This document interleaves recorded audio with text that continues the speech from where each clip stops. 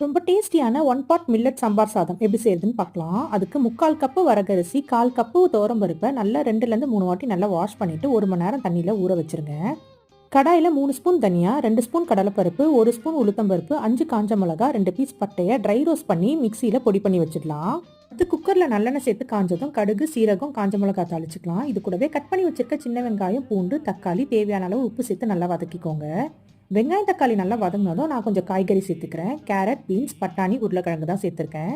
Oil சேர்த்ததும் ஒரு 2 நிமிஷம் நல்லா வதக்கிட்டு ஊற வச்சிருக்க அரிசி பருப்பு, 3/2 கப் அளவுக்கு தண்ணி, 1/4 ஸ்பூன் மஞ்சள் தூள், நம்ம அரைச்சி வச்சிருக்க சாம்பார் பொடியிலேருந்து ஒரு 2 ஸ்பூன், கொஞ்சமாக பெருங்காயம் சேர்த்து நல்லா கலந்து விட்டு குக்கரை மூடி மீடியம் ஃப்ளேமில் 2 விசில் விட்டுக்கோங்க.